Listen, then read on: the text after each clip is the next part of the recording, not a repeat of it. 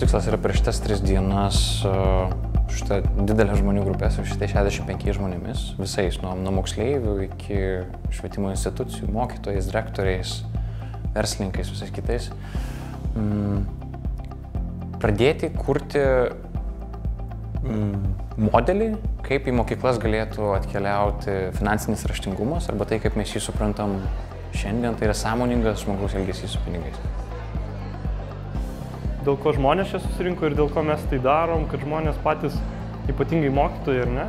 Jeigu mes su Lietuvos banku šito projektu siekiam, kad žmonės ugdytų sąmoningą elgesį vaikuose su pinigais, paskatintų, ar ne? Kad jie ieškotų tie vaikai, kaip elgtis su kišenpinigiais, kaip bufete elgtis, kaip elgtis įvairiose situacijose, kai tėvai duoda pinigų, palieka, kaip taupyti juos, gal investuoti, gal verslą savo pradėti. Tai tą moksleiviai gali kažkaip vienokiu ar kitokiu formatu išmokti, bet jie išmoksta dažniausiai iš kažkokių pavyzdžių. Pirmiausia, tai žmonės, ką patiria, tai atsiveria kūrybingumui, tampa patys kūrėjais. Tai labai svarbu, kad jie išmoktų ugdyti, kaip ugdyti finansinio raštingumo vaikus, tai yra, kad pastebėtų, kur galėtų kurti patys to ugdomosios, ne tik, kad ieškotų medžiagos, kur galėtų skaityti, bet taip pat, kad pajustų, kad yra patys kūrėjai ir galėtų kurti užduotis, užduoti klausimus netgi vaikams, į kuriuos nebūtina atsakyti va čia ir dabar ir iš karto, kad jie galėtų duoti vaikams susimastyti.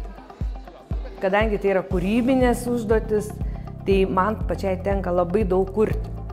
Tai aš čia tikiuosi gauti pagalbos, nes kad būtų sukurtas bendras produktas, kad mes galėtumėm tomis užduotimis jau naudotis, kad nereikėtų visko kurti vienai. Tiesiog. Ir tikiuosi, kad tos dirbtuvės iš tikrųjų padės pasiekti tikslą. Tai pavyko, kad šalia sėdėjo mano kolegė iš mano mokyklos, nes tai mes susiplanavom 2 normalias veiklas neseniai ir jinai įsidėjo jau į portfelį ir yra puikia galimybė tą padaryti, ko niekada, pavyzdžiui, mūsų mokykloje nebuvo ta tema. Įdomu. Ir tas būtent bendravimas man patinka tarp žmonių, nuoširdumas tas būtent žmonių. Įdomu ir svarbu, kad tu susitinki tokiose auditorijose, kur yra visiškai skirtingi žmonės, su skirtingom patirtim, skirtingais lūkesčiais ir skirtingų žinojimų.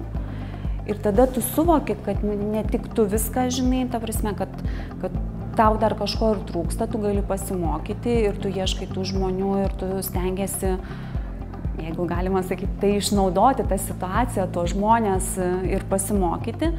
Bet iš kitos pusės tu supranti, kad tu turi labai daug ką ir duoti, ir atėjo laikas ir duoti.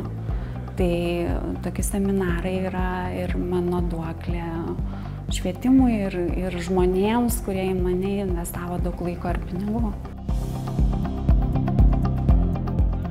Šitas visas 3 dienas kartu ieškojame atsakymų į tai, kaip finansinis raštingumas gali būti ugdomas mokykloje.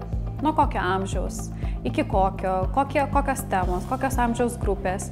Ir, jau galiu pasakyti, rezultatas tas, kad mes tikrai bendrai susitarėm dėl to, kad apie pinigus reikia kalbėti nuo pat ankstyvo amžiaus, nuo iki mokyklinės amžiaus grupės, iki pat 12 klasės. Ir visą šitą kūrybinį potencialą, kurį gavome per šitas 3 dienas, mes sisteminsime Lietuvos bankas, Ugdymo plėtotės centras, Švietimo mokslo ministerija ir kursime tokias specialias užduotis konkursui, kuris prasidės rudenį, kuomet visas tas užduotis, kurias čia sukūrėme, jau pradmenys yra, galės išbandyti visos Lietuvos mokytojai. Optimistinis scenarijus yra, kad žmonės, kurie dalyvauja projekte, jie keisdamiesi asmeniškai ir patys priimdami sąmoningesnius sprendimus su savo pinigais, jie galėtų tą tokią pokyčio idėją ir pokyčio energiją užkrėsti ir savo moksleivius arba žmonės, su kuriais dirba.